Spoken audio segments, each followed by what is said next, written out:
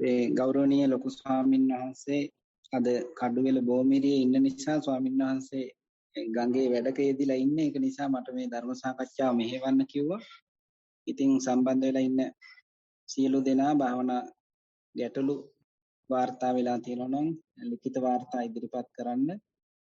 ඒ වගේම ලිඛිත වාර්තා වලට අමතරව ගැටලු ප්‍රශ්න තියෙනවා නම් ඒවත් ඉදිරිපත් කරන්න පුළුවන්.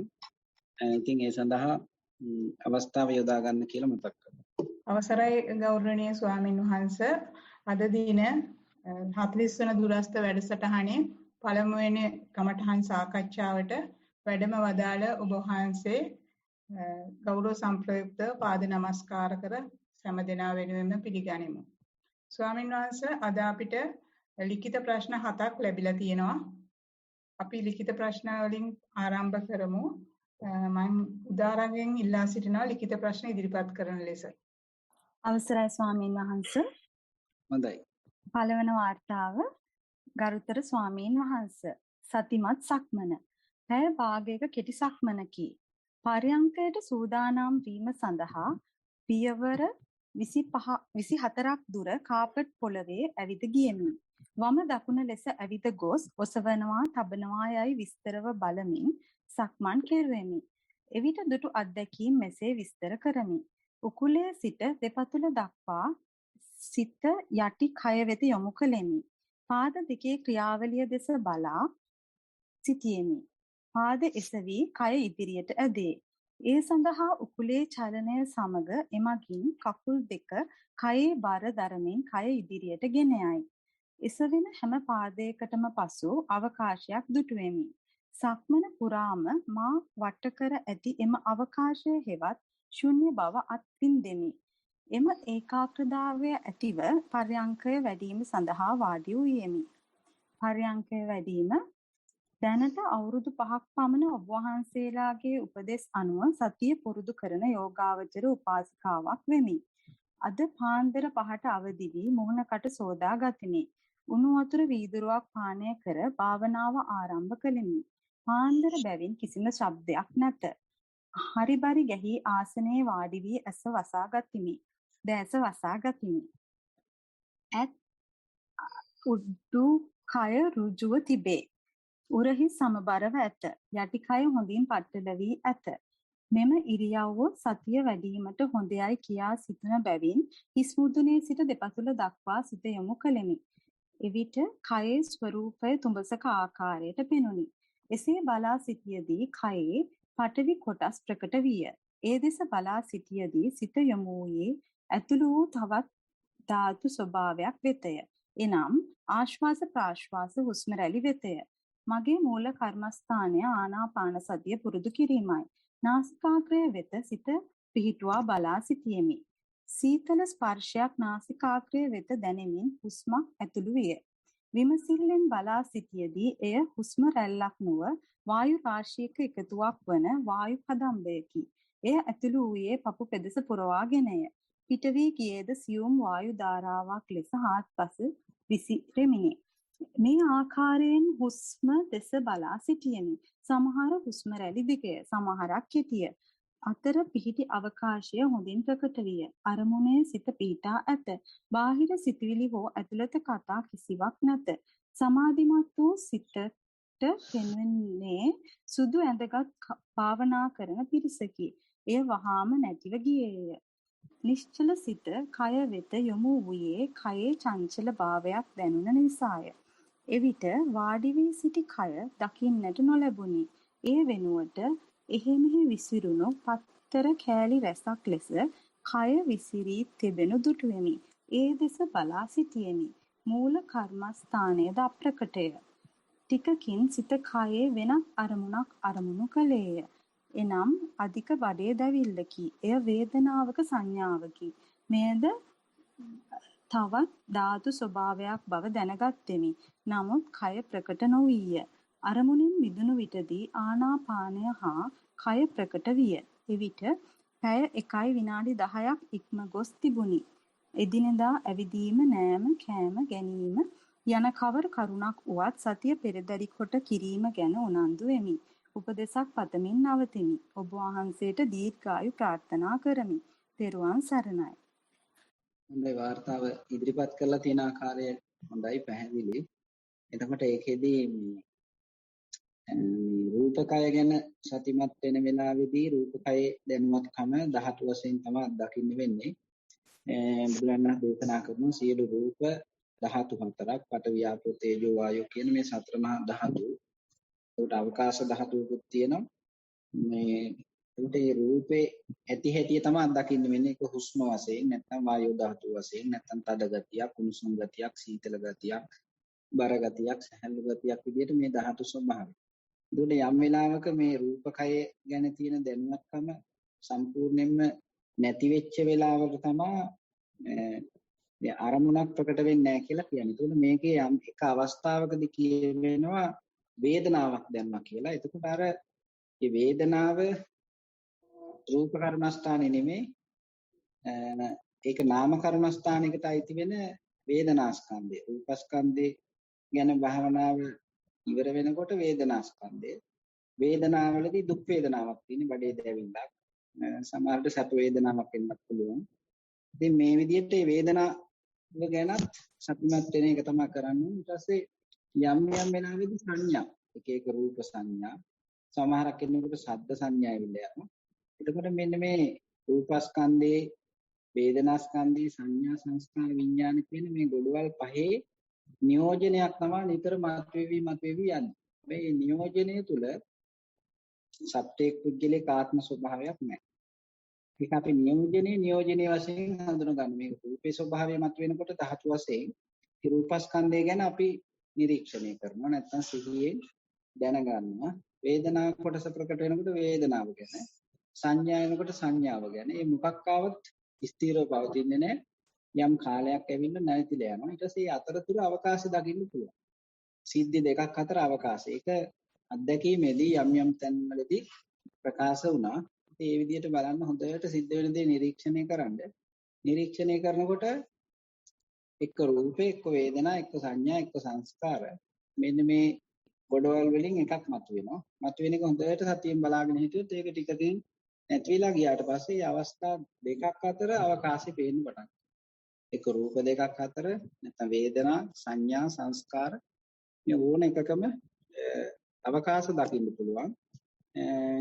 එතකොට මේ කුජලයා මවන මේ විඥානේ නාම රූප දෙක මවන විඥාණයට අවස්ථාවක් නැතුව යනවා. අපි සිද්ධ වෙන දේ හොඳට නිරීක්ෂණය කරන්න. ඒ නිරීක්ෂණය හොඳට සිද්ධ වෙනකොට අර විඥාණයට ඒ පුද්ගලයෙක් මවන්න බැරුව යනවා. අත්දැකීම තුළ සත්පුද්ගල ආත්මයක් හේතු කරන්න බෑ. මේකෙදි හිස් තැනකට හිත යනවා නැත්නම් ශුන්‍යතාවයකට හිත යනවා කියලා වචනිකුත් පාවිච්චි වුණා. ඉතින් ඇත්තටම යමක් නැතිකම නෙමේ ශූන්‍යයි කියලා බුදුරජාණන් දේශනා කරන්නේ. ආත්මයක් හෝ ආත්මයකට අයත් දෙයක් නැති නිසා ශූන්‍යයි කියන හිස් කියන. අත්දැකීම තුළ ආත්මයක් තියෙනවා. ඒ ආත්මයට අයත් දෙයක් තියෙනවා කියලා ගන්න පුළුවන් කමක් නැහැ. ඒක තමයි ශූන්‍යයි කියලා කියන්නේ. යමක් සම්පූර්ණ නැති හිස් ස්වභාවයක් කතා කරනව නෙමෙයි. හිස් ස්වභාවය අත්දැක ගන්න පුළුවන්. හැබැයි අපි අත්දකින අනිකුත් රූපේ ගැන බැලුවත්, වේදනා ගැන බැලුවත්, සංඥා ගැන බැලුවත්, සංස්කාර ගැන බැලුවත් ආත්මයක් හෝ ආත්මයකට අයත් දෙයක් වශයෙන් ගන්න බෑ. විඥාන බැලුවත් ඒක නිසා හොඳට නිරීක්ෂණය කරන්න. මේ නිරීක්ෂණය හොඳටම ගියොත් අපිට මේ එක එක කොටසක් වෙනම තේරුම් ගැනීමේ හැකියාව වැඩි වෙනවා. ඉතින් වාර්තාවේ තොරතුරු හොඳට ඉදිරිපත් වෙලා තියෙනවා. දිගටම සතියෙන් වැඩ කරන්න කියන එක තමයි මතක් කරන්න තියෙන්නේ. ඒ කියන්නේ සක්මන පරියන්ක වගේම ඉදිරියදා කටයුතු හොඳට සතිය පිටුල කරන්න. ඊට පස්සේ අධ්‍යක්ෂින් වැඩි වෙන තරමට ලොකු ස්වාමීන් වහන්සේ බණක් කියනකොට සාකච්ඡාවක් කරනකොට දැනට තේරෙනවට වඩා ගොඩාක් දේවල් තේරෙන්න පටන් ගන්නවා. අපි ඊළඟ ප්‍රශ්නෙට යමු. දෙවන වාර්තාව අවසරයි ගෞරවනීය ස්වාමීන් වහන්සේ. සක්මනේ මුල සිට අග බලා සක්මන් කර නැවත මුලට හිත දමා ආපසු සක්මනේ යෙදුණා. දුර කියලා දෙයක් නැහැ. දුර ළඟ වෙනවා. ළඟ කියන්නේ තැනක් විතරයි. යථාර්ථයක් නැහනේ කියලා හිතට ආවහම ඉබේටම hina ගියා. මොන රැවටීමක්ද කියලා. නැවතත් සක්මන් කළා. හිස මුදුනේ සිට දෙපා යටිපතුල දක්වා එක්තරා නෑරව ඊටාම සියුම් දියරයක් නොව කුඩු වාක්‍යයක්ද නොවන රාශියක ඒකාකාරී චංචල ගතිය අත්විඳා. සක්මන කය තුල තිබෙන රූප කලාපවල ධර්මතාවයක්. කය තුලින් කය පුරා විසිර පවතින ක්‍රියාවක්. සක්මනට ඔප්පු ලියන්න කිසිවෙකුට බෑ. එතනම අනිත්‍යය. පර්යංකයට වාඩි වුණා. සිත තුල සතිය තියෙනවා. හිස බරයි. තද වෙලා. කයේ වේදනාව. යටි ඇස් දෙක බලා ඉන්නවා. බර ගතිය නළලට ආවා. පහසු කයක් නොවේ. අපහසු කයක්. අත්විඳා. තැන් තැන් වලින් වේදනා ඇවිත් යනවා. විනාඩි 2-3ක් කයේ හිස් ගතියක් පැවතුණා. ඒ කාලය පුරාවට ඇති නැති වීම වැල නොකැඩී තිබුණා. සක්මන පර්යංකය හා එදිනෙදා වැඩවල අවසානයේ මූල කර්මස්ථානයට වරහන් තුල අනිත්‍යයට નિરાයාසයෙන්ම සමීප වෙලා. දවස ගත වෙන්නේ බොහෝ විට අනිත්‍ය වූ සතුටක් සමගයි. පෙරුවන් සරණයි. ධර්ම අවවාද ලැබේවා. ඉතින් ඒකේ ගොඩක් දුරට අර හිතන මනසත් එක්ක වැඩිපුර ගිහින් තියනවා කියලා තේරෙනවා වචනේ අහගෙන ඉන්නකොට අර මේක අනිත්‍යයි ඔය අනම්මනම් කියලා නිකන් වචන වලින් දාන්න ගතියක් එන්න ඇවිල්ලා තියෙනවා. ඉතින් ඇත්තටම අනිත්‍ය ලක්ෂණේ දැකීම අනිත්‍ය සංඥාව දියුණු කරනකොට අනිත්‍ය ලක්ෂණේ දැකීමෙන් අනිත්‍ය සංඥාව දියුණු වෙන එකයි වෙන්නේ. ඒ වුණාට කෙලවර කියන්නේ අනිත්‍ය භාවය නෙමෙයි. මොකද අනාත්ම භාවයේදී අනිත්‍ය වෙන්නේ දෙයක් නැතු වෙනවා. එතකොට අනිත්‍ය කියන එකත් අහෝසි වෙලා දුකත් අහෝසි වෙලා ආත්ම ස්වરૂපය අයින් වෙන වෙලාවදී ඒකයි වෙන්නේ. ඒක නිසා මේ අනිත්‍ය කියන එකත් ගොඩක් ලොකු කරගන්න යන්න එපා. පුළුවන් තරමක් ඒ අත්දැකීමත් එක්ක යාළු වෙන්න. එතකොට ඔය හිත කතන්දර ගොතන එක අඩු වෙනවා. දැන් මේක ගෙතෙන්නේ ධර්මානුකූල කතන්දරයක් නිසා අපි ඒක නිකන් හොඳ එකක් කියලා තමයි හිතාගන්නේ. ඒක මගේ දැනුමක්, ඒක මගේ අවබෝධයක්, ඒක මගේ ප්‍රඥාව කියලා හිතුවට හිත අහපු දේවල් එක කතන්දර ගෙතිල්ලක් තියෙනවා.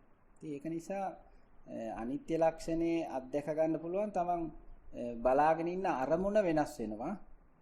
අරමුණ බලන හිත වෙනස් වෙනවා. එතකොට මේ අනිත්‍ය ලක්ෂණේ තේරෙයි. ඒ හරහා අනිත්‍ය සංඥාව දිනු කර ගන්න පුළුවන්කම ලැබෙයි. ඉතින් ඒක නිසා ගොඩක් දුරට දැනුම එක්ක යන්න ගියොත් වෙන්නේ මේ අර අපි අහපු වචන භාවනා කියලා හිතාගෙන වචන ලොකු කරගන්නවා. ඊට පස්සේ අපි ඒව තමයි ගොඩක් දුරට කල්පනා කර කර ඉන්නේ. මොකද භාවනාවේ හොඳ තැනකට යනකොට ඔය අපි ළඟ තිබ්බ දැනුම වචන ඔක්කොම අතුරුදහන් වෙලා තියෙන්නේ. මොකද හේතුව මේ වචන කියලා කියන්නේ සත්‍ය පෙන්වන්න දික් කරපු ඇඟිල්ලක් වගේ එකක්. මේ අපි සත්‍ය දකින්නකොට ඇඟිල්ල නැහැ.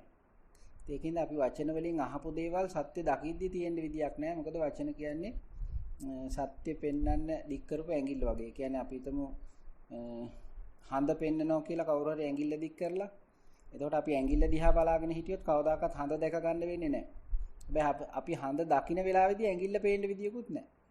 ඒ වගේ මේ අනිත්‍යයි අනම්මනම් කියලා අහන වචන අපි සත්‍ය දකින්න වෙලාවේදී ඇත්තටම අයින් වෙනවා. ඒකින්ද මම මේ කියන්න උත්සාහ කරන්නේ අර අත්දැකීමට ගරු කරන්න හිතේ කතාවට වඩා නැත්නම් අපේ දැනුමට වඩා බණ වලින් අහපු දේවල් වලට වඩා අත්දැකීම ඇවිදිනකොට කොච්චරක් මේ ඇවිදින එකේ අත්දැකීම පිරිසිදු විදියට වාර්තා කරන්න පුළුවන්ද? කකුල පොළවේ ස්පර්ශයේදී සීතලද දැනුනේ, ගොරෝසුවටද දැනුනේ, බරටද දැනුනේ, තදටද දැනුනේ කියලා එක එක අවස්ථාවක් හොඳට සතියට ලක් කරලා ඒ අත්දැකීම කියනකොට අර මේක අනිත්‍යයි අනම්මනම් කියලා හිතේ කතන්දරේ ගෙතෙන්නේ නැහැ. හැබැයි මේ අර ධර්මානුකූල වචන නිසා ආගමානුකූල වචන නිසා අපි හිතනවා ඒ තුල මේ ලොකු අවබෝධයක් තියෙන්නේ කියලා. ඒකින්ද ඒක ගොඩක් දෙනකොට පැටලෙන්න තැනක් පුළුවන් තරම අත්දැකීමට ඉඩ දෙන්න. එතකොට ওই වචන ඔක්කොම නැහැ, ওই කල්පනාත් නැහැ. මම මේකයි මේ අත්දකින්නේ කියලා මම මුල් වෙලා එන කතන්දරේ අයින් වෙනවා අපි අත්දැකීමට ගොඩාක් සමීප වෙනකොට. ඒක තේරෙන්න සමහරට ගොඩක් කල් යන්නත් ඉඩ තියෙනවා. ඒක නිසා පුළුවන් තරමක් උත්සාහ කරන්න හිතේ කතන්දරේ ගෙතෙනකොට හිතේත් නිරීක්ෂකයා වෙන්න.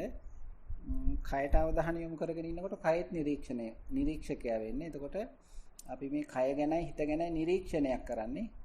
මේ කය හිත දෙක සම්බන්ධ වෙලා මේ මම ඉන්නවා කියද්දි ඒ දෙක තුල ඇත්තටම මමත්වයක් නැත්නම් මට අයිති දෙයක් මගේ ආත්මයට අයිති දෙයක් තියෙනවද කියලා අපි හඳුන ගන්න දැනගන්න ඉගෙන ගන්න උත්සාහ කරන්නේ. ඒකට ওই වචන ඉස්සර කරගත්තොත් ලොකු බාධාවක් වෙනවා.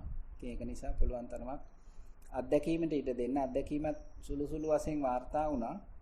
ගොඩාක් දුරට අර තමන් දැනුමක් වශයෙන් ප්‍රකාශ කරන්න හදන ගතිය වැඩිපුර වාර්තාවේ පේන්න තියෙනවා. ඉතින් ඒක දුර්වල කරන්න පුළුවන්. හිතට මොන කල්පනාව ආවත් කල්පනා තමයි. ඒකින්ද ඒ කල්පනා නැත්නම් හිතන මනස දුර්වල කරන්න නම් අත්දැකීමත් එක්ක යාළු වෙන. දැන් අපි උදාහරණයක් විදිහට වතුර නාද්දී ඇඟට වතුර වැටෙනවා, සීතල දැනෙනවා. ඒ අත්දැකීමත් එක්ක ඉන්නකොට ඒ හිතන මනස එන්නේ නැහැ. හැබැයි ඒ සුත්තමේ ඥානෙ අපි අත්දැකීමත් එක්ක නැත්නම් ප්‍රත්‍යක්ෂේ එනකොටම සුත්තමේ ඥානෙ ඇවිල්ලා පොහොර දාන ගතියක් තියෙනවා. අහපු දේවල්, කියවපු දේවල් පොහොර දානවා ප්‍රත්‍යක්ෂේ එනකොට. ඒක නවත්තන්න තමයි.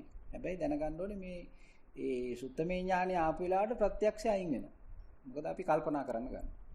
හිතන්න ගන්නවා. එතකොට අර අත්දැකීම නැති වෙනවා. හැබැයි ඒක දෙක ළඟ ළඟ යන සිද්ධියක්. ප්‍රත්‍යක්ෂ එනකොටම අර අහපු දේවල් ඇවිල්ලා කියනවා මේක තමයි අනිත්‍ය. මේක තමයි දුක. මේක තමයි අනාත්මය කියලා කියන්න හදනවා. ඒක නිසා ඒකට වැඩිපුර ඉඩ දුන්නොත් හිතන මනස වැඩි වෙනවා. කල්පනා කරන්න ගන්නවා. ඊට පස්සේ අවබෝධයකටපත් වුණා වගේ කතා කරන්න ගන්නවා. හැබැයි අර ප්‍රත්‍යක්ෂයට යන ගමනට බාධා වෙලා තියෙනවා. ඉතින් ඒක නිසා පුළුවන් තරමක් ඒක ගැන හිතෙනකොට පුළුවන් තරමක් අත්දැකීමට ආයි මාරු වෙන්න. එතකොට හිතන මනස නැහැ. ඊට පස්සේ අපිට අත්දැකීම ගැන ගොඩාක් විස්තර ලියන්න පුළුවන්. ඉතින් ඒ ටික තමයි වාර්තාවට අනුව කියන්න තියෙන්නේ. අපි ඊළඟ ප්‍රශ්නෙට යනවා. තුන්වන වාර්තාව තෙරුවන් සරණයි ගරු ස්වාමීන් වහන්සේ. අසනීපයක් නිසා ශාරීරිකව දුබල බවක් දැනුණ බැවින් පසුගිය සතියේ සක්මනේහි නිරත වීමට නොහැකි විය. නමුත් එදිනෙදා සතිමත් පර්යංකයේ නිරත වුනේමි. පර්යංකයට වාඩි වී ශරීරය දෙස හොඳින් සිත යොමු කර ඉඳගෙන සිටින බවට මෙනෙහි කළෙමි. ඉක්මනින්ම සිත හුස්මට යොමු වේ. ආනාපානයට හිත යොමු වී විනාඩි කිහිපයක් යන විට හුස්ම ඉතා සියුම් වී නොදැනී යයි. ඉන්පසු සිත යම් හිස් අවකාශයකට පැමිණුණා යයි හැඟීමක් ඇතිවේ. මේ අවකාශයේ සිටිවිලි වේදනා කිසිවක් නැත. ඊටමත් නිසල බවක් දැනේ. නමුත් ටික වේලාවකින් නැවතත් සිත අතීත අනාගත සිටිවිලි වලට ගොස් ඇති බව වැටහේ. මෙම සිටිවිලි බොහෝ විට කාම ද්වේෂ උදාසීන හෝ සැක සහිත සිටිවිලි නොවන බවත් සෑම විටම වාගේ අතීතය හෝ අනාගතය මෙනෙහි කරන සිටිවිලි බවත් හඳුනාගෙන ඇත. එම හඳුනා ගැනීමත් සමග සිත නැවත හුස්මට යොමු කළත් හුස්ම නොදැනෙන අතර නැවතත් හිස් අවකාශයට යොමු වේ. මෙලෙස භාවනා කරන මුළු කාලය පුරාවටම වාගේ සිත හිස් අවකාශයක් සිටිවිලි අතරත් දෝලණය වන බවත් අවබෝධ වී ඇත.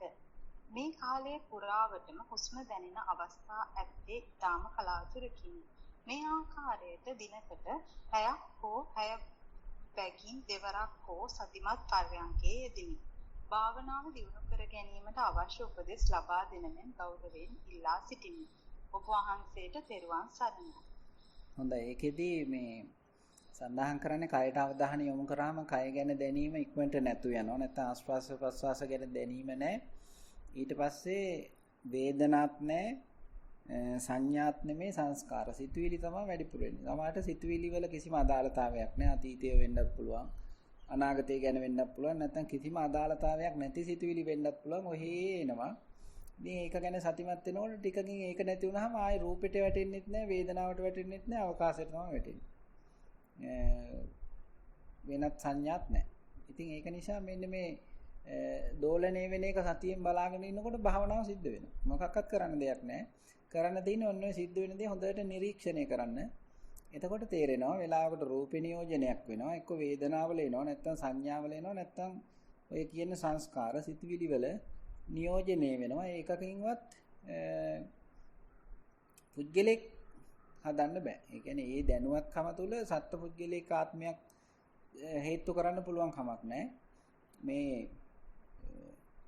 රූපස්කන්ධය හෝ වේදනාස්කන්ධය හෝ සංඥාස්කන්ධය හෝ සංස්කාරස්කන්ධය හෝ නියෝජනයේ තමයි මතු කර කර යන්නේ. හැබැයි මේ නියෝජනයේට සත්‍යයක් පුද්ගලික ආත්මයක් කිව්වොත් හවු වෙනවා. සත්‍යයක් පුජ්‍යලයක ආත්මයක් කියන එක වෙනුවට ඒ මතුවෙන නියෝජනය හොඳට සතියෙන් බලන්න ගත්තොත් මතුවෙන නියෝජනේ නැති වෙලා ගෙවිලා යනවා. ඊට පස්සේ මතුවෙන්නේ නැති තැනදී මොකේකටවත් හේතු කරන්න බෑ. රූපයටත් බෑ, වේදනාවලටත් බෑ, සංඥාවලටත් බෑ, සංස්කාරවලටත් බෑ.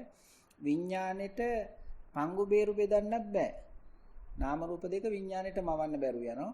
නැත්නම් මම ඉන්නවා මට පරිබාහිර දෙයක් තියෙනවා කියන අජ්ජත් බහිද්ධාවා ભેදේ ඒ මොහොතේදී නැති වෙලා තියෙනවා. එතකොට අපි මුකුත් නොකර තවදුරටත් කෙරෙන දේ බලන එක තමයි මෙතනින් එහාට භාවනා වශයෙන් කරන්න තියෙන්නේ.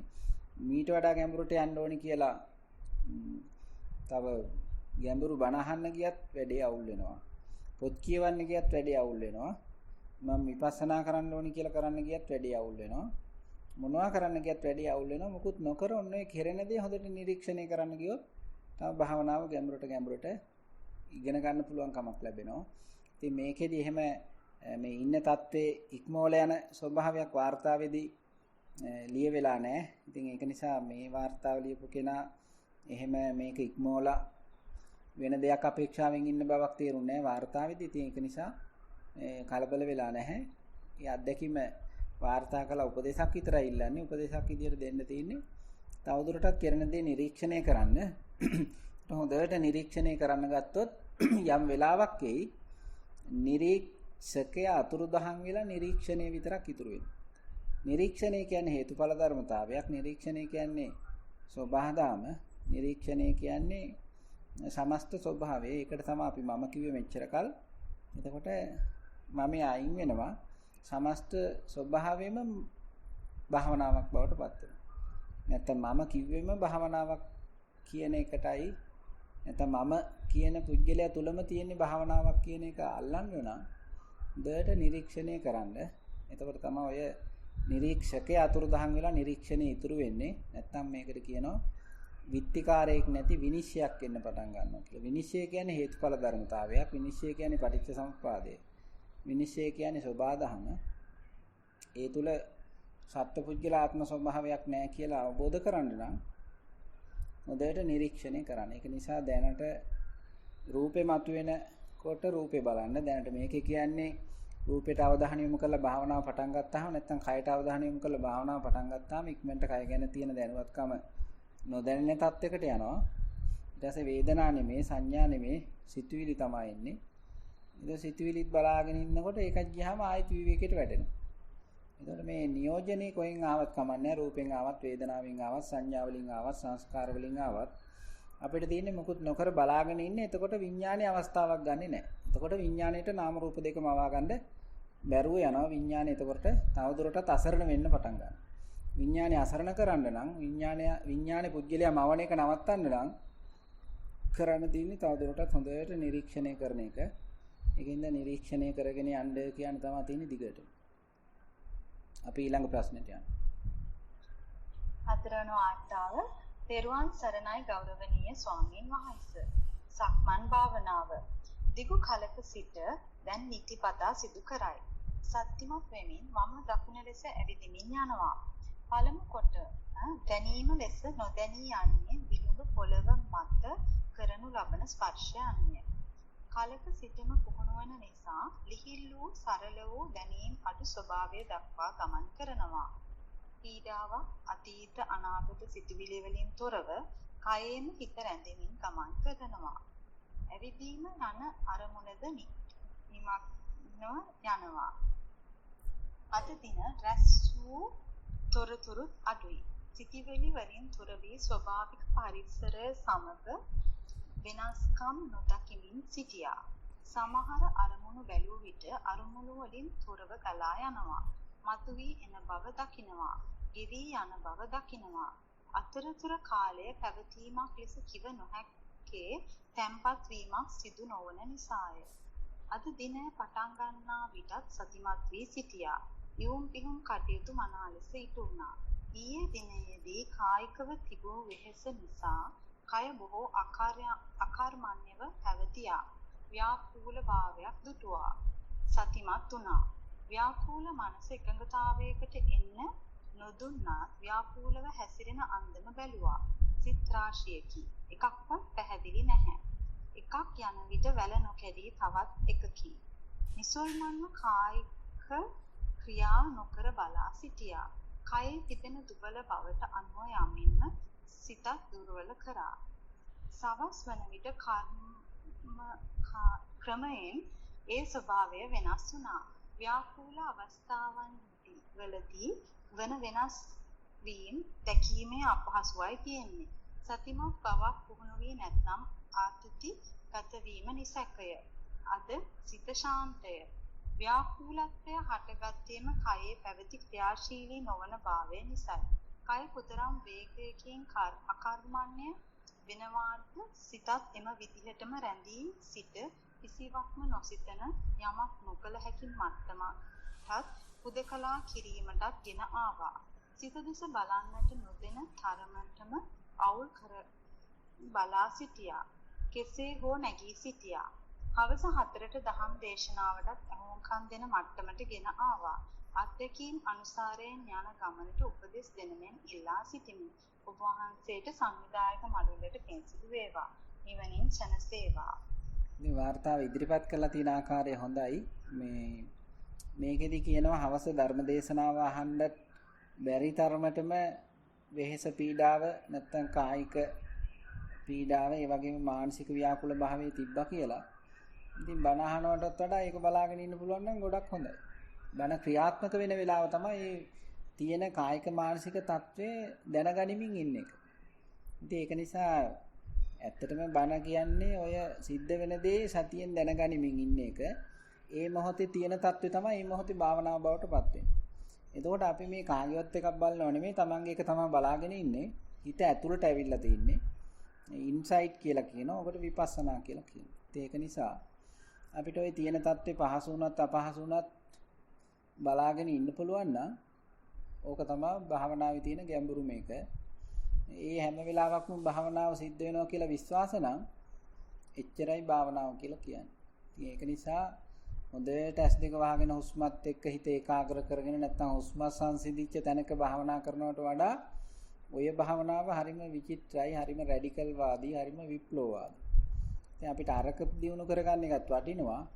ඕකෙත් හොඳ ගැඹුරු භාවනාවක් තියෙනවා කියලා අපිට ඉගෙන ගන්න ලැබෙනවා නම් ඒක වාසනාවක්, පෙර වාසනාවක්, මේ ජීවිතේ පෙර පින් පළදීමක් කියන්න තමයි තියෙන්නේ. ඒක නිසා මේ ඔය තියෙන தત્ත්වේ වෙනස් කරන්න හෝ එහෙ මෙහෙ කරන්න දෙයක් නැහැ. නිරීක්ෂණය කරන්න තමයි තියෙන්නේ. පහසුවෙත් අපහසුවෙත් භාවනාව තියෙනවා. හැබැයි ගොඩාක් අය භාවනාවෙන් පහසුව අපේක්ෂා කරනවා. මේ අපහසු තැනත් භාවනාව තියෙනවා කියලා හිතන්නේ නැහැ. ඒ කියන්නේ ඒකාග්‍ර භාවයේ ගොඩක් දෙනෙක් අපේක්ෂා කරනවා. හැබැයි වික්ෂිප්ත භාවයේ තුලත් භාවනාව තියෙනවා. අපි ඒක සතියෙන් නම් දැනගෙන ඉන්නේ. මේ වෙලාවේ මගේ හිත ව්‍යාකූලයි. කයටත් එච්චර සැනසෙලි ස්වභාවයක් නැහැ. කයත් ගොඩක් වෙහෙස කරයි. ඒ වෙහෙස කර තත්ත්වෙත් භාවනාව තියෙනවා. ඒක නිසා අපිට ඒකට විශ්වාසය ඇති කරගන්න ওই වෙහෙස කර තත්ත්වෙ එන්නම ඕනේ. අපි ඒකත් එක්ක සතිමත් බව එන්නත් ඕනේ. එහෙම නැතුව අපිට කිසිම කරදරයක් බාධාවක් නැතුව හැමදාම භාවනාව අර S2 වහගෙන ඉන්නකොට හුස්මටම හිත හිටලා ඒකත් එක්කම ගියොත් එහෙම කවදාකවත් ওই අත්දැකීම ලබන්න වෙන්නේ නැහැ. ඒක නිසා මේ වගේ කායික මානසික දුෂ්කරතා වෙහෙසකරතා එනකොට ඒකත් එක්ක සතිමත්ව ඉන්න එක, මේ බව දැනගනිමින් ඉන්න එක භාවනාව කියලා තේරුම් ගන්න මේ වගේ අවස්ථාවක් එන්නත් ඕනේ. ඇවිල්ලා ඒක සතියෙන් දැනගෙන ඉන්න එක භාවනාව කියලා Tamanට විශ්වාසයක් ඇති වෙන්නත් ඕනේ. එතකොට තමයි තේරෙන්නේ මේ පහසුවෙත් භාවනාව යනවා, අපහසුවෙත් භාවනාව යනවා. ඒකා ව්‍යාකුල භාවයේත් භාවනාව තියෙනවා, ඒකාග්‍ර වෙන තැනත් භාවනාව තියෙනවා. හැම තැනකම තියෙන්නේ භාවනාව තමයි. ඒකට තමයි ලොකු ස්වාමීන් වහන්සේ පැය ගණන් බණ කියන්නේ. ඉතින් අපි ඒක තුල ඉන්නවා නම් අර බණ එච්චරම අදාළ වෙන්නේ නැහැ. මේ බණ අපිට ඕනේ අර විශ්වාසය ඇති කරගන්න. ආයි ධෛර්යය ගන්න. ආපහු මේකයි කරන්න ඕනේ කියලා තේරුම් ගන්න. ඉතින් සමහර විට ඒක හරියටම බණේදී කියලා දුන්නත් අපිට ඒක ගැන විශ්වාසය ඇති කරගෙන භාවනාවේ මට්ටමට යන්න ගොඩක් කල් යන්න ඉඩ තියෙනවා. ඉතින් කොහොම නමුත් ඒ වාර්තාව පැහැදිලිව වාර්තා කරලා තියෙනවා. ඉතින් ඒ අපහසු තැනත් භාවනාව තියෙනවා කියලා තේරුම් ගන්න අවස්ථාවක් තමයි ලැබිලා තියෙන්නේ. ඒකින්ද ඕනම වෙලාවක අපි ඉඳගෙන භාවනා කරන වෙලාවක් ගත්තොත් මම දැන් මෙතන ඉඳගෙන ඉන්නවා කියන තැනට යනකොට සමහරක් වෙලාවල් තියෙනවා කයටත් ලොකු සැහැල්ලුවක් දැනෙනවා. හිතත් කලබල නැහැ. හොඳට කයත් එක්ක හුස්මත් එක්ක නැත්නම් උදරේ පිම්බීම හැකිලීමත් එක්ක ඒකාග්‍ර වෙනවා. සමහරක් වෙලාවල් තියෙනවා හොඳට පිරිසිදු වෙලා ලැහැත් වෙලා වාඩි වුණත් කයට එච්චරම හරි නෑ. හිතටත් එච්චරම හරි නෑ. හැබැයි මේ දෙකම තුලම භාවනාව තියෙනවා කියන විශ්වාසය ඇති කරගන්න එක තමයි අපිට කරන්න තියෙන්නේ. හැබැයි ආධුනික කෙනා අලුත් කෙනා කයට හිත ගත්තාම කයේ සැහැල්ලුවත් හිතේ ඒකාග්‍ර භාවයත් අනිවාර්යයෙන්ම අපේක්ෂා කරනවා.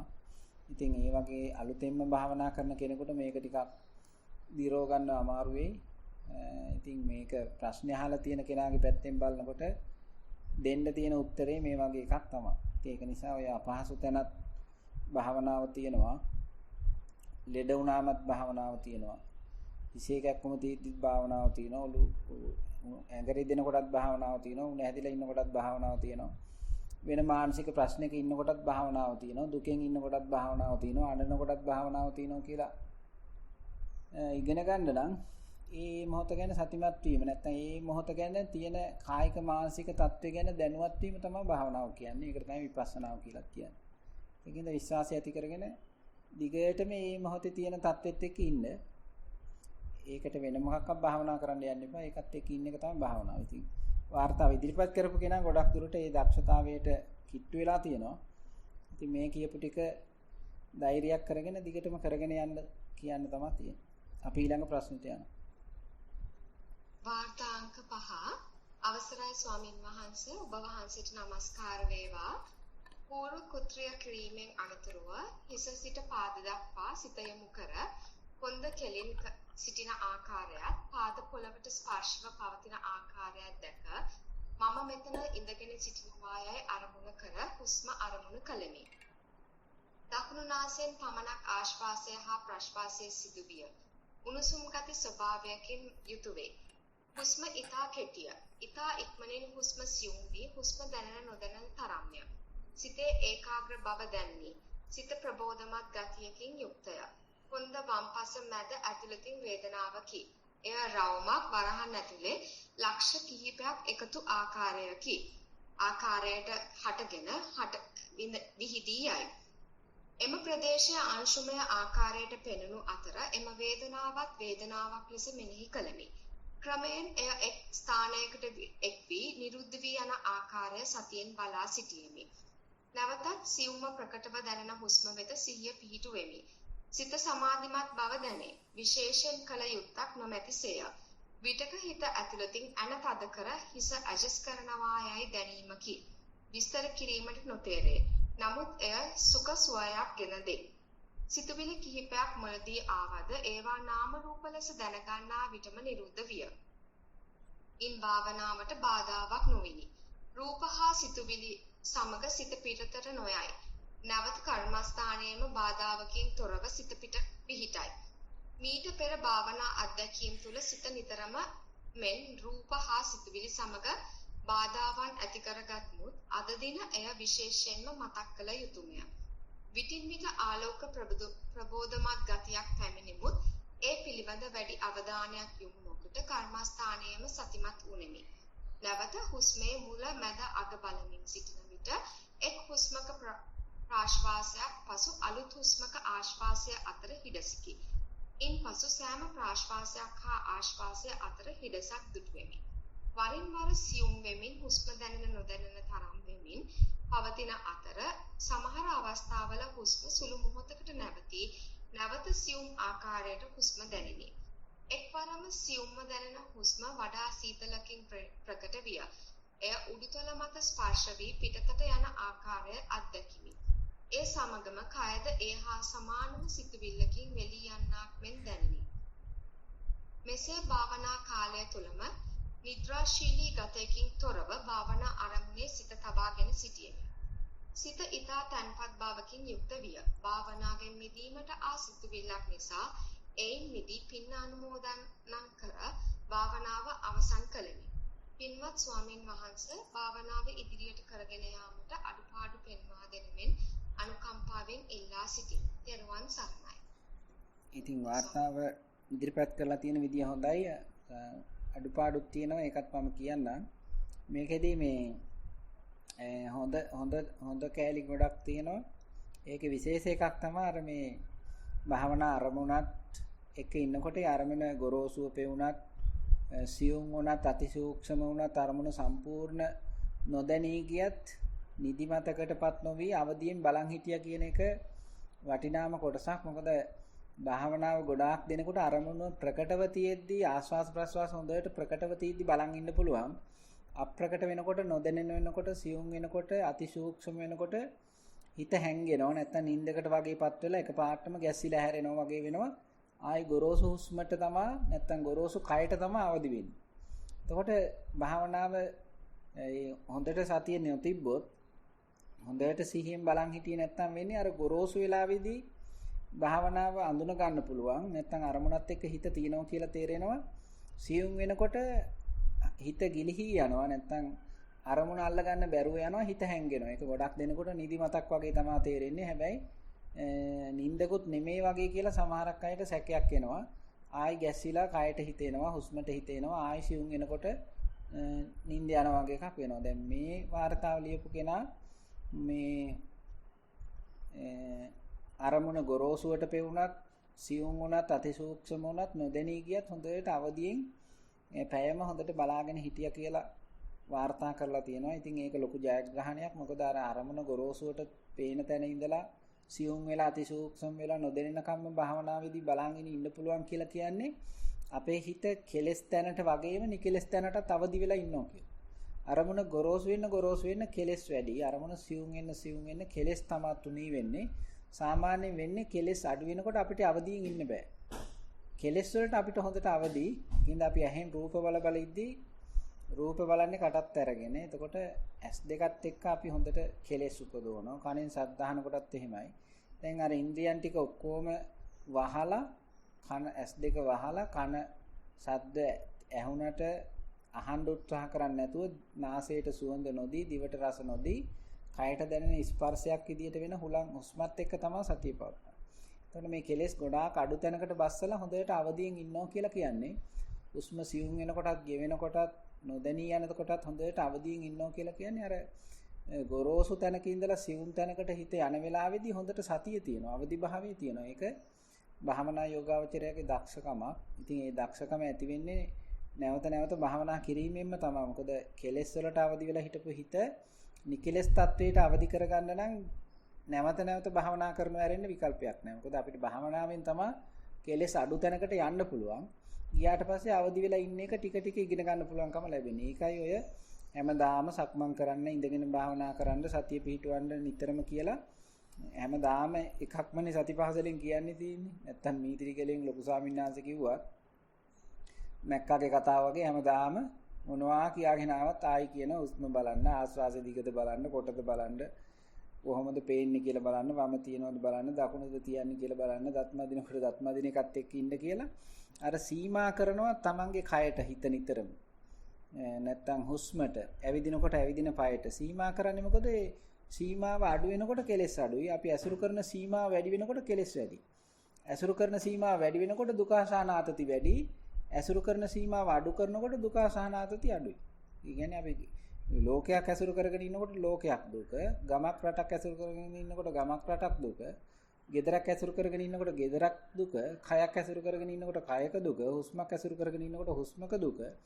හුස්ම සම්පූර්ණයෙන්ම සංසිඳන තත්ත්වෙදී සියලු දුකින් නිදහස් වෙනවා. ඒක නිසා මේ අඩු කරගෙන එනකොට අවදි වෙන්න පුළුවන් කියන්නේ භාවනා යෝගාවචරයේ දක්ෂකමක්. ඉතින් මේ දක්ෂකම මේක තමයි දක්ෂකම කියලා තේරුනොත් අර ඇතුළට අරගෙන අවදි වෙන එක වැඩි කරගන්න අනිත්‍යයටත් උනන්දුවක් ඇති කරගන්න පුළුවන්. මේකේ හොඳ නැති කෑල්ලක් තියෙනවා කියලා මම කිව්වේ මොකද්ද දන්නවද? පරියන්ක ඉවරුණාට පස්සේ මේ නැත්තම් මේ ඉඳගෙන මේ විදිහට හොඳ සාර්ථක භාවනාවක් කරලා භාවනාව ඉවර කරා කියප එක තමයි හොඳ නැති කෑල්ල. ඒක ඇත්තටම භාවනා කරන්න ගියාම තමයි භාවනාව ඉවර වෙන්නේ. භාවනා නොකර සතිය පිහිටවනවා නම් භාවනාව ඉවර වෙන්නේ නැහැ. මොකද අපිට මේ පරියන්කෙන් නැගිටිනකොට නැගිටින එකත් සතිමත් වෙන්න පුළුවන්. ඊළඟට අපි තේ එකක් බොන්න නම් යන්නේ ඒ තේ හදන්න කුස්සියට යන එක සක්මනක් කරගන්න පුළුවන්. වතුර එකක් ගන්න එක, කේතලේ තියෙන එක, ලිප්පත්තු කරන එක ඒ ඔක්කොම සතියෙන් නම් කරන්නේ. භාවනාව අතනින් ඉවර වෙන්නේ නැහැ. භාවනාවේදී ඉවර වෙනවා. හැබැයි සතියේදී ඉවර වෙන්නේ නැහැ. ඒකින්ද උත්සාහ කරන්න ඒ ඉඳගෙන පරියන්කෙන් නැගිටින එකත් ඊළඟ වැඩකට යන එකත් ඊ වැඩේ කරන එකත් වශයෙන් ඒ කරන එකේ සතිය පිහිටවන්න. එතකොට මල් මාලයකට එක එක මල් අමුණලා මාලේ සම්පූර්ණ කරගන්නවා වගේ අපිට අනිකුත් අවස්ථාවලත් භාවනාව ගෙනියන්න පුළුවන්. ඒකේ වැදගත්කමක් තියෙනවා. මොකද්ද? පරියන්කෙන් විතරක් අපිට භාවනාව සම්පූර්ණයෙන් තේරුම් ගන්න අමාරුයි. ඔය ඉඳගෙන ලබන අත්දැකීම අපි සක්මනෙත් හම්බෙන්න ඕනේ. හිටගෙන ඉන්නකොටත් හම්බෙන්න ඕනේ. නිදාගෙන ඉන්න ඉරියව්වෙත් හම්බෙන්න ඕනේ. අනිකුත් හැම කටයුත්තකදීම එකම සමාන අත්දැකීමකට යෑම හරහා තමයි අපිට දවසක භාවනාව මොකද්ද කියන එක තේරුම් ගන්න පුළුවන්කම ලැබෙන්නේ. ගොඩාක් දෙනෙක් පරියන්කයට ආසයි පරියන්ක කරනවා. මීත්‍රිකල නිසා සක්මන් කරනවා. නැත්තම් සක්මන් කරන්නෙත් නැහැ. ඉඳගෙනම තමයි භාවනා කරනවා කියන එක ඉස්සර කරගන්නේ.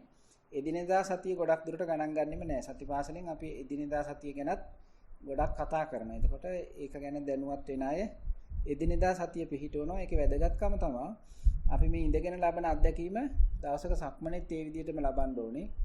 හිටගෙන ඉන්න ඉරියව්වෙත් නිදාගෙන ඉන්න ඉරියව්වෙත් තිත්තං චරන් නිසින්නෝවා සයානෝවා කියලා මේ ප්‍රධාන ඉරියව් හතරම ඔය අත්දැකීම සමව ලැබෙන්න ඕනේ දවසක.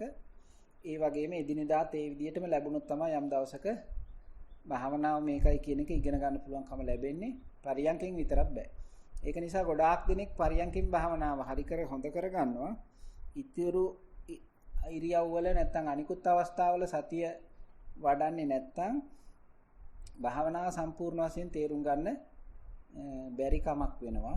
ඉතින් ඒක නිසා පරියන්කේ හොඳයි භාවනාව නැත්තම් සතිය හොඳයි.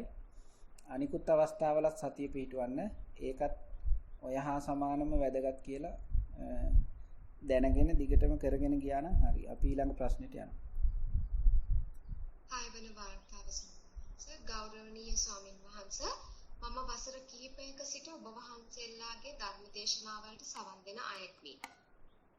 රැකියාවක් කරන මාහට කොරෝනා රෝගය හේතුවෙන් දිවයින වසා තිබුණු කාලයේදී දින 5ක භාවනා වැඩසටහන් වලට සම්බන්ධ වීමට ලැබීමෙන් ධර්මයේ ප්‍රායෝගිකව යෙදීමටද ඉඩකඩ ලැබිනි. මීට අමතරව සතියට ප්‍රවේශයක් වැඩසටහනකටද අඛණ්ඩව සම්බන්ධ වුනිමි. මෙසේ මාගේ සිත පිළිබඳ අධ්‍යයනයක යෙදීමින් පවතින අවස්ථාවක මාහට පසුගිය සතියේ උසස් වීමක් ලැබ කොළඹට යාමට සිදුවිය. අවස්ථාව අනුව මෙය ප්‍රතික්ෂේප කිරීමටද නොහැකිය. උසස් වීම ලැබීමත් සමගම මා සිදු කරගත පැමිණි භාවනා කටයුතු ධර්ම දේශනා ශ්‍රවණය කිරීමේ කටයුත්ත කිරීමට නොහැකි විය. මාගේ සිත අධික ලෙසට චංචල භාවයට පත්ව ඇත. දරුවන් දමා කොළඹ යාමට සිදු වූද ගැටලුවකි. මේ අතරතුර මාගේ ස්වාමි පුරුෂයාද ස්ථානමාරු වීමක් ලබන සතියේ සිට ලැබීමට නියමිතය. පසුගිය සතියේ කොළඹදී පැවැත් වූ උසස් කිරීමේ පුහුණු වැඩසටහනෙන් දේශනාවලට සිත යොමු කිරීමටද නොහැකි විය. මෙම ව්‍යාකූලභාවය අතරතුර මා ධර්මයේ හැසිරිය යුතු බවත් බණ භාවනා කළ යුතු බවටත් නිරතුරුව සිටිවිලි මා වෙත පැමිණීමෙන් මාගේ සිත කොළඹවයි. මෙය මට මහත් වදයකි. ගෞරවනීය ස්වාමින් වහන්සේ මාගේ සිතෙහි ඇති වී ඇති මෙම ව්‍යාකූලත්වයෙන් මිදීමට මාහට කරුණාවෙන් උපදෙස් ලබා දෙනු මැනවි. පසුගිය කාලයේහි මාගේ සිත දෙස බලමින් භාවනා කරමින් කටයුතු කළත් මෙම අවස්ථාවට මාහට සාර්ථකව මුහුණ දීමට නොහැකි වූයේ ඇයි? මෙසේ මාහට බාධා පැමිණෙන්නේ මා පෙර කළ කර්මයක් නිසාද? ඔබ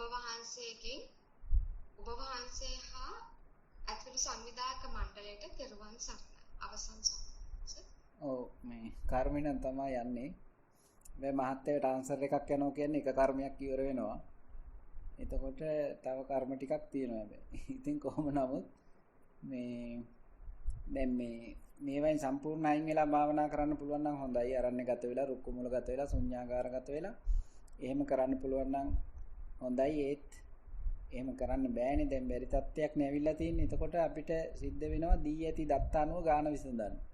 මේ දීලා තියෙන දත්ත හොඳ නෑ කියලා අපි ඒවට චෝදනා කරන්න ගියොත් ගාන විසඳ ගන්න බැරුව යනවා. දැන් විභාගයක් ලියන්න යන කෙනෙකුට දී ඇති දත්ත වලට අනුවනේ ගාන හදන්න තියෙන්නේ. එහෙම නැතුව මේ දත්ත දීපු මිනිස්සයටයි දත්තවල තියෙන අඩුපාඩුයි කතා කරන්නයි බලන්නයි ගියොත් ගාන මේ හදාගන්න බැරුව යනවා විභාගේ ෆේල් වෙනවා. ඉතින් ඒක නිසා දැන් දී ඇති දත්ත තමයි ඕවා කාර්යබහුලතාවයේ වැඩි. නැත්තම් වැඩ ගොඩක් තියෙනවා කොහොමද දැන් ජාමේ බේරගන්නේ කියන එක තමයි බලන්න වෙන්නේ. එතකොට මේ හිත දිහා බලාගෙන භාවනා කරා කියනවා. ඉතින් මම ඒක අනුමත කරන්නේ නැහැ. හිත දිහා බලාගෙන භාවනා කරන්නේ කොහොමද කියන එක මට ප්‍රශ්නයක්. ඒක කරන්න පුළුවන් ගොඩක් දුරට මේ මුදයට මේ භාවනාව දියුණු කරාට පස්සේ. එතකොට ඉතින් හිත දිහා බලනොබලා හිටියත් ප්‍රශ්නිකුත් නැහැ ඇත්තටම. ඉතින් හිත වැඩ කරන්නේ චිත්ත නියාමයකට අනුව නම් ඕක බැලුවත් එකයි නැතත් එකයි. එතකොට ඒක කය දිහා බලාගෙන යන්න පුළුවන් නම් හොඳයි. ඒ කියන්නේ අපි මොන වැඩේ තිබ්බත් අත්ම දිනව මොන හොදනවා තේ ටිකක් බොනවා ඊට පස්සේ ඒක වැඩක් කරද්දී කරන වැඩෙත් එක කයගත සති ඉස්සර කරගන්න කියන එක තමයි මම මේ කියන්න හදන්නේ. එතකොට අපිට ඕනම අමාරු තැනකදී කයට හේතු කරලා ජාමි බේර ගන්න පුළුවන්. හිතේදී ජාමි බේරන්න බෑ හිත වේගෙ වැඩි. එතකොට අපිට ඒකත් එක්ක සතිමත් වෙනකොට දන්නේම නෑ කතන්දර ගෙතිලා විනාශයක් වෙලා ඉවරයි. ඉතින් ඒක නිසා මේ කායගත සති ඉස්සර කරගන්න තමන් දැනට ලැබපු දැනුමක් තියෙනවා නම් ඒ දැනුම පාවිච්චි කරලා කය අනුව සිහිය පවත්වන එක. දවසට පැය භාගයක් විනාඩි 20ක් වෙන් කරගෙන වාඩි වෙන්න පුළුවන් නම් හොඳයි. එහෙම නැත්නම් අපිට සිද්ධ වෙනවා දවසේ කරන එක එක කටයුත්තක් සිහිය පිටුවල කරන්න. එතකොට ගොඩාක් දුරට අර තමන්ට ලැබිච්ච විවේකේ නැති වෙනකොට ඒකට තියෙන අකමැත්තත් එක්ක හිතේ ව්‍යාකූල භාවය වැඩි වෙනවා. ඒකට අකමැති වෙන එක වෙනුවට ඒක තමයි දැනට තියෙන தත්ත්වේ. උනාට මම කොහොම හරි හිත හදා ගන්නත් ඕනේ, භාවනා කරන්නත් ඕනේ. ඒක නිසා මේ තියෙන தත්ත්වෙට තරහ වෙන්න ගියොත් හැමදාම ව්‍යාකූලයි. වැඩක් කරනකොට වැඩේට වෛර කරන එකට වඩා හොඳයි මේ වැඩේ ගැන සතිමත් වෙන්න උත්සාහ කරන්න. දත් මදිනකොට, මූණ හොදනකොට, කෑම උයනකොට ඒ කරන වැඩක් සිහියෙන් කරනවා නම්, මේ මොහොතේ අත්දැකීමත් එක්ක ඉන්න උත්සාහ කරනවා නම් ඒක තමයි භාවනාව වෙන්නේ. හැබැයි ගොඩාක් දෙනෙක්ගේ භාවනාව ඉඳගෙන S2 වහගෙන කරන එකට ගොඩාක් කැමැත්තක් තියෙන නිසා අර අනිත් කටයුතු වල 100 පිටවන එක එච්චර වැදගත් භාවනාවක් කියලා කෙනෙක් හිතන්නේ නෑ. ඇත්තටම මේ අපේ ලොකු ස්වාමීන් වහන්සේ භාවනා පටන් අරන් තියෙන ඉඳගෙන නෙමේ, සක්මනේදිත් නෙමේ, එදිනෙදා සතියෙන්. ඕස්ට්‍රේලියන් ජාතික ධම්මික කියන ස්වාමීන් වහන්සේ සතිය කියලා දෙනකොට ඒ ස්වාමීන් වහන්සේ කිව්වලු කරන වැඩක් 100 පිටවල කරන්න උත්සාහ කරන්න. දත් මදිනකොට, මූණ හොදනකොට, වතුර නානකොට, තේ එකක් බොනකොට ඒ වැඩෙත් එක්ක යාළු වෙන්නේ. ඒ වැඩෙත් එක්ක සතිමත් වෙන්නේ. ඊට පස්සේ තමයි ඇත්තටම අමාරු තැනින් භාවනාව පටන් ගත්තා වගේ තමයි තේරෙන්නේ. ඊට පස්සේ තමයි විවේකයක් හම්බුනහම වාඩි වෙලා තියෙන්නේ. ඉතින් ඒක නිසා සක්මන් කරලා තියෙන්නේ. ඉතින් ඒක නිසා බලන්න මේ ඔය තියෙන වැඩවලට වෛර කරනවට වඩා හොඳයි ඒ කරන වැඩේ සතිය පිටවල කරන්න උත්සාහ කරන එක. හැබැයි ඒක අර වඩාගත්ත හිතක් නැති කෙනාට අමාරු වෙන්න පුළුවන්. ඒකයි බුදුරජාණන් වහන්සේ භාවනා කරන කෙනෙකුට අරණ්‍යගතෝවා, රුක්කමූලගතෝවා, ශුන්‍යාගාරගතෝවා කියලා පරිසර තත්වයක් දේශනා කරන්නේ විශේෂයෙන් අලුත් කෙනෙකුට, ආධුනික කෙනෙකුට ඒ පරිසර තත්ත්වය ඊටාම වැදගත් නිසා. හැබැයි හැමදාම අරණ්‍යයක ඉන්න ඕනේ, ගහක් මුලක ඉන්න ඕනේ, ජනයාගෙන් හිස්සූ තැනක ඉන්න ඕනේ කියලා එකක් නැහැ. මූලික අවස්ථාවේදී අර බාහිරින් එන අරමුණු වැඩි, සතිය අඩුයි. රූප අරමුණු වැඩි, ශබ්ද අරමුණු වැඩි, ගමේ රටේ ගෙවල් වල ඉන්නකොට ඉන්ද්‍රියන් වලට එන අරමුණු වැඩි, ඊට සාපේක්ෂව සතිය අඩුයි. දැන් අරණ්‍යගත වෙලා කරන්නේ අරමුණු අඩු කරලා සතිය වැඩි කරනවා. එතකොට එන අරමුණුත් සතියට හවු වෙනවා, සතියට පෙඟිලා තමයි එන්නේ. ඉතින් ඒ වාසිය තමයි ඔය අරණ්‍යකදී විවේක තැනකදී අපි ඇති කරගන්න හදන්නේ. හැබැයි ඉතින් ගිහි ජීවිතයකටපත් වෙලා ඒ කරදර වලට වැටුණාට පස්සේ දැන් ඒක ගැන පශ්චාත්තාප වෙලා හෝ ඒකට වෛර කරලා හරියන්නේ නැති නිසා දැන් බලන්න වෙනවා මේ තියෙන සත්වයටද කොහොමද ජාමේ බේරගන්නේ කියලා. ඒ ජාමේ බේරගන්න තියෙන ක්‍රමේ තමයි පුළුවන් තරමක් ඒ වැඩක් කරද්දී ඒකට වෛර කරන එක වෙනුවට ඒකත් එක්ක යාළු වෙන්න උත්සාහ කරන්න. ඒකත් එක්ක 100%ක් ඉන්න උත්සාහ කරන්න. ඒක භාවනාව කියලා තේරුම් ගත්තා නම් හරි. එහෙනම් අපි දත්මදිනකොට දත්මදින එකත් එක්ක ඉන්න එක භාවනාව. හැබැයි හිතේ ව්‍යාකූල වෙන්න පුළුවන් නැත්නම් හිත වෙනත් අරමුණු වලට විසිරෙන්න ඉඩ තියෙනවා. ආයෙත් උත්සාහ කරලා කරන වැඩෙත් එක්ක යාළු කරව ගන්නවා. එතකොට අපි අර කරන වැඩේට වෛර නැති නිසා, කරන වැඩෙත් එක්ක තරහ නැති නිසා, ඒ කරන වැඩෙත් එක්ක හිත ඒකෝදි වෙන්න පටන් ගන්නවා. ඒකාග්‍ර වෙන්න පටන් ගන්නවා, තැම්පත් වෙන්න පටන් ගන්නවා. ඉතින් ඒක නිසා උත්සාහය අතහැරගන්නේ නැතුව උනේ පාඩුවක් කියලා හිතන්නේ නැතුව උත්සාහ කරන්න කොහොම හරි මේ තියෙන තත්ත්වයට මම කොහොම හරි ගහන විසඳනවා කියලා ධෛර්යයක් ඇති කරගෙන කරන වැඩ සතියෙන් කරන්න උත්සාහ කරන්න. එතකොට ඔය දැනට තියෙන தත්ත්වයට වඩා හොඳ தත්ත්වයකට හිතපත් වෙයි. එතකොට ඒකේ පිනෙන් ඉබේටම විවේකේ ඒ කරන වැඩේට පහසුවක් හිමීට හරියයි. ඒකින්ද අපිට තියෙන්නේ මේ විදිහට හොඳ හේතු සකස් කරන්න. එතකොට ඉබේටම හොඳ ප්‍රතිඵලයක් ලැබෙනවා. භාවනාව කියන්නේ ඇත්තටම හොඳ හේතු සකස් කිරීමක්. ප්‍රතිඵල ඉබේට ලැබෙන්න පටන් ගන්නවා. හේතු සකස් කරනවා කියලා කිව්වේ කරන වැඩවලට වෛර කරන එක වෙනුවට කරන වැඩත් එක්ක සතිමත් වෙන්න උත්සාහ කරන්න. ඊට පස්සේ විවේකයක් ලැබෙන වෙලාවට ටිකක් වාඩි වෙලා භාවනා කරන්න. එදිනෙදා වැඩවලට අපි වෛර නැත්තම් ඒ වැඩත් එක්ක අපි සතිමත් වෙනවා නම් අපිට වාඩි වුණාම හිත එකඟ කරගන්න ලේසිකමක් එනවා. අපි එදිනෙදා වැඩ ටක් ගාලා ඉවර කරලා මම මේ වාඩි වෙන්න ඕනේ කියලා කඩිකුලප්පින් වගේ එදිනෙදා වැඩ කරනකොට සතිය නැතුව වාඩි වුණත් වැඩක් නැහැ. ඊට පස්සේ වාඩි වුණාට පස්සේ ආයිත් ඇතුළත කලබලයක් තියෙන්න පටන් ගන්නවා. ඒක නිසා උත්සාහ කරන්න එදිනෙදා වැඩ සිහියෙන් කරද්දී ඒකනත් භාවනාව තමයි තියෙන්නේ. ඒක නිසා එදිනෙදා වැඩ සිහියෙන් කරන්න. අමාරු තැනින් තමයි ඒකට භාවනාව පටන් ගන්නෙ. ඉඳගෙන ඇස් වහලා කර්තිය නැති, කරදර නැති තැනක නෙමෙයි. කරදර බාධා තියෙන තැනකින් භාවනාව පටන් ගන්නෙ. ඒක අභියෝගාත්මක දෙයක්. හැබැයි ඒක හරියට අල්ලලා හිටින හොඳට Java කැවෙන වැඩක් තමයි අමාරු තැනින් භාවනාව පටන් ගන්න එක. ඉතින් මට මතකයි මම ඉස්කෝලේ යන කාලේ අපි ගෙදර ඉන්නකොට මේ ඉතින් ඉතින් අපිට එක ආසාවල් ගොඩාක් තිබුණා.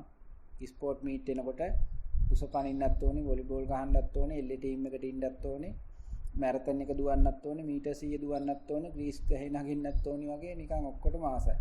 ඉතින් හැම එකක්ම පුරුදු වෙනවා. ඊට පස්සේ මේ අපිත් එක්ක මුස්ලිම් ළමයි, හින්දු ළමයි, කතෝලික ළමයි ඉස්කෝලේ ගියා. එතකොට අපිට වෙරළා අයිනේ තමයි ගොඩක් කතෝලික අය. මොකද ඒගොල්ලෝ දීවර ජනතාවක්. ඉතින් අපිත් එක්කම එකට හිටපු යාළුවෝ එක්කෙනෙක් හිටියා ඒ මොහොදු වෙරළා ආශ්‍රිත වාඩිවල නැත්තම් ඒ දීවර ගම්මානවල. ඉතින් මම කරන්නේ මැරතන් එකට පුහුණු වෙන්න ග්‍රවුන්ඩ් එක වටේ. ඒ ග්‍රවුන්ඩ් එක මීටර 800ක් විතර දුරයි. ඒක වටේ රවුම් 15ක් 20ක් දුවනවා මැරතන් එකට අදාළ වෙන විදියට. ඉතින් අර කොල්ලට ග්‍රවුන්ඩ් එකට එන්න ටිකක් දුරයි. එයා කරලා තියෙන්නේ වැල්ල දිගේ දුවලා තියෙන්නේ. දැන් වැල්ල දිගේ දුවනකොට වැල්ල එරෙනවා දුවන්න අමාරුයි. එයා හැබැයි ඉතින් දිගටම ඉතින් වෙරළ ගත්තාම කෙලවරක් නැහැනේ දිගට දුවනවලු. කෙරවලක් දුවලා ආපහු මේ පැත්තට දුවනවලු. ඉතින් හැමදාම උදේටයි හවසටයි වැල්ලේ තමයි දිව්වේ මම දිව්වේ ග්‍රවුන්ඩ් එකේ. ඊට පස්සේ තරඟේ පටන් ගත්තට පස්සේ දුවන්න තියෙන්නේ මහපාරේ ඝන පොළොවක්. එතකොට අර මම ඝන පොළොවකමයි දිව්වේ ග්‍රවුන්ඩ් එකේ. එතකොට මට වෙනසක් නැහැ දෙකම තාම සමයි. අර එරියරි දුවලා දැන් ඝන පොළොවට දැම්මට පස්සේ ජෙට් එක වගේ ඇදලා යන්නේ. මේ මැරතන් එකෙන් දින්න. මම නෙමෙයි කොල්ලා තමයි දින්නේ. ඉතින් ඒක නිසා පළවෙනියා වුණා හේතුව අමාරු තැන තමයි දිව්වේ. ඉතින් ඒක නිසා දැන් ওই තත්ත්වයට අමාරු තැන තමයි භාවනාව කරන්න වෙලා තියෙන්නේ. අමාරු තැන සතිය පිහිටවන්නේ ඒක ගොඩාක් බල සම්පන්න වෙනවා. එතකොට අපිට ඔය තියෙන තත්ත්වයෙන් ජයග්‍රහී තැනකට යන්න පුළුවන් වෙයි. ඒක තමයි දෙන්න තියෙන උත්තරේ.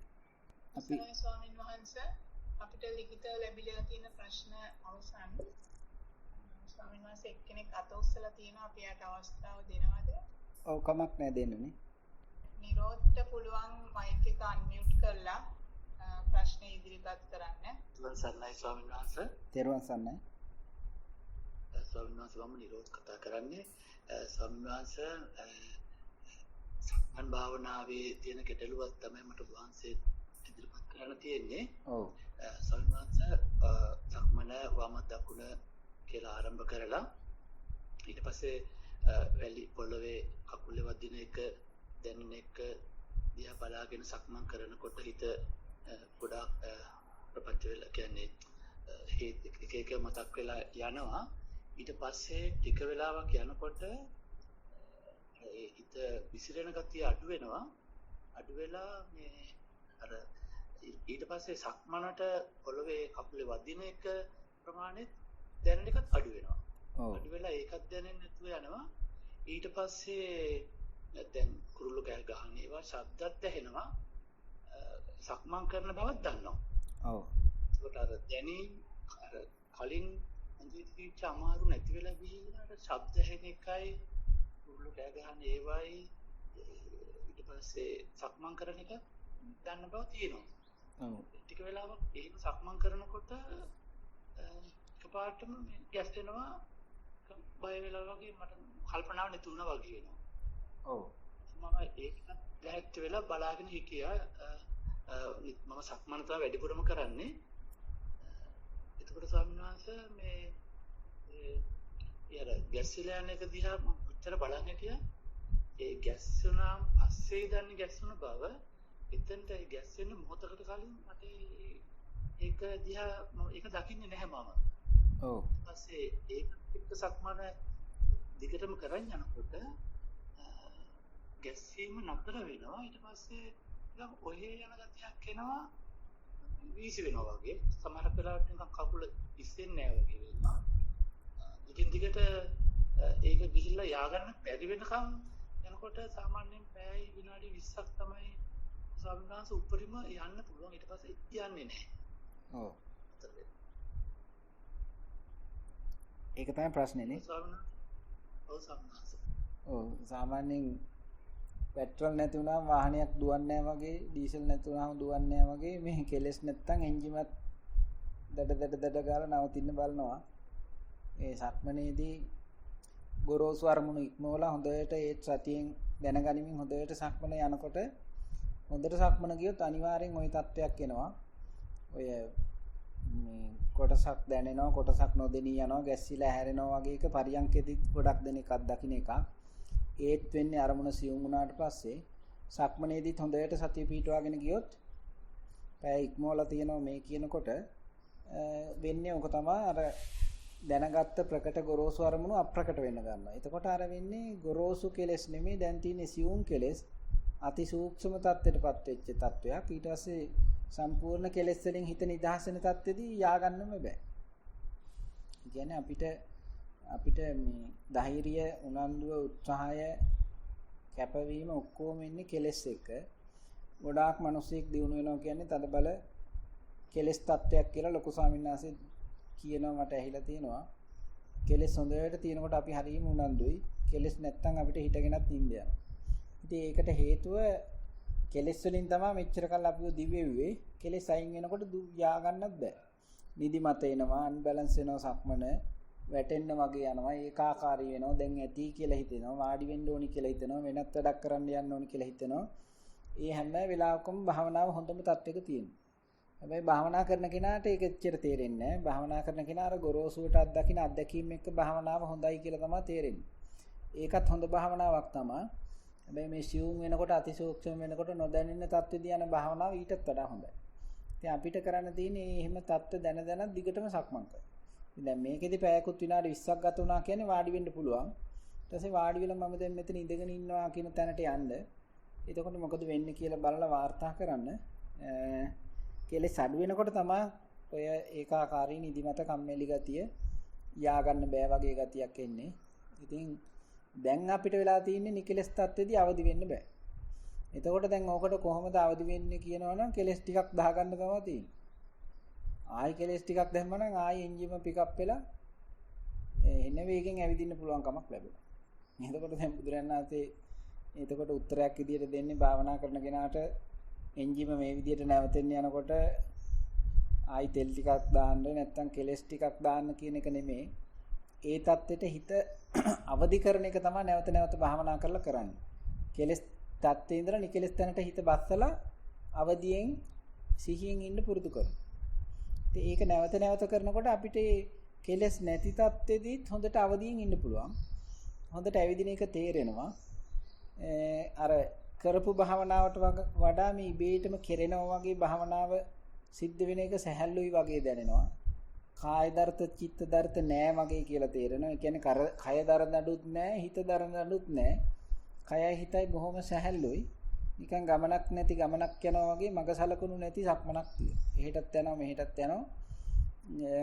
කියන්න තොරතුරු නෑ. ලියන්න තොරතුරුත් නෑ. සක්මනුත් කරලා තියෙනවා. එතකොට මේ භාවනාව ඉස්සරහට යන්න වෙන්නේ කියා ගන්න බැරි තරමට, ලියා ගන්න බැරි තරමට අන්ත අසරණයි මගේ සිත මේ කයට බැඳි පෙමින් කියන්න තමයි වෙන්නේ.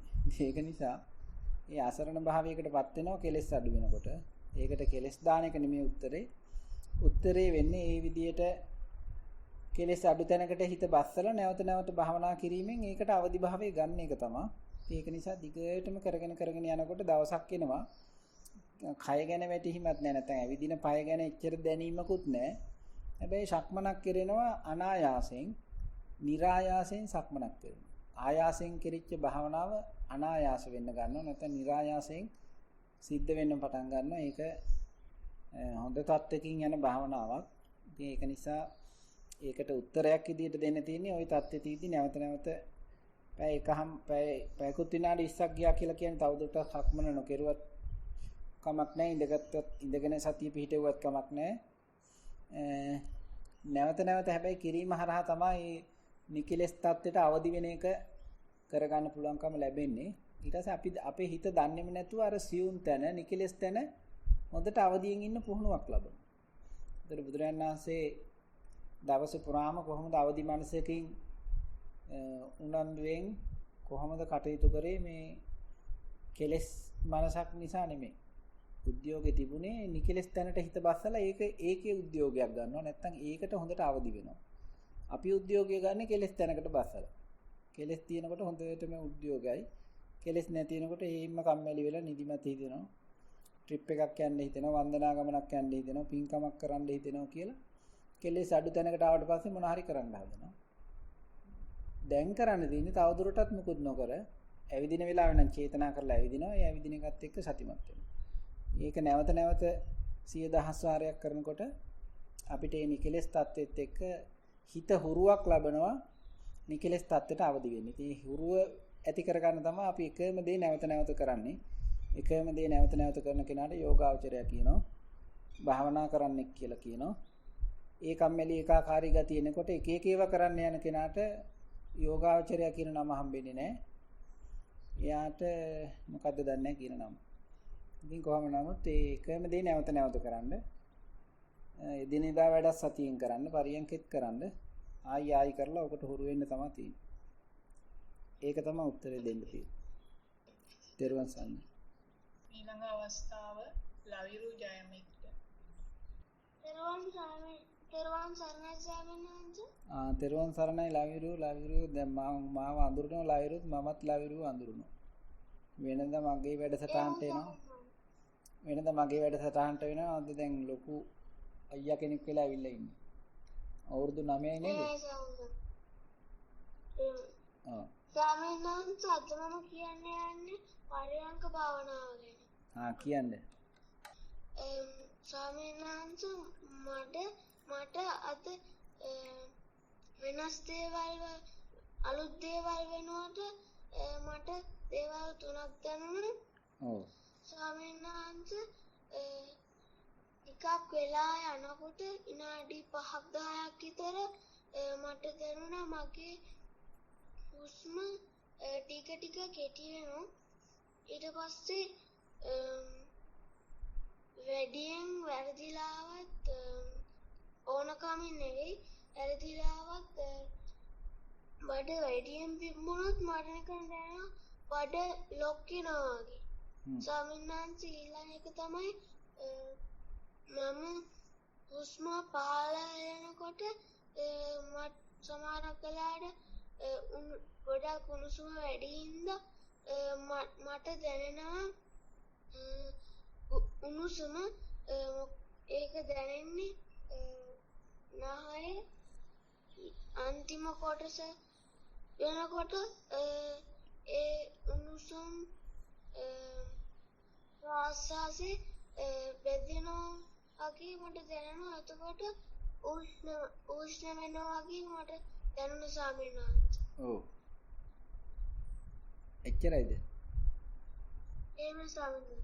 එතන ලයිරුගේ භාවනාව මේ අර ගොරෝසු තැන ඉඳලා සියුම් තැනකටපත් වෙනවා. ඊට පස්සේ සියුම් දැනීමක් එක්ක තමයි ලයිරු ඉන්නේ. නැත්තම් ආස්වාද ප්‍රස්වාසය හෝ පිම්බීම හැකිලිම ඊටාම අඩුවෙන් දැනෙන මට්ටමක එතන ඉඳලා එකපාරටම අරමුණ ප්‍රකටව දැනෙන්න ගත්තට පස්සේ සමහරක් අයට අර හුස්ම නම් බලන්නේ සියුම් වුණාට පස්සේ එකපාරටම දීර්ඝ හුස්මක් එනවා.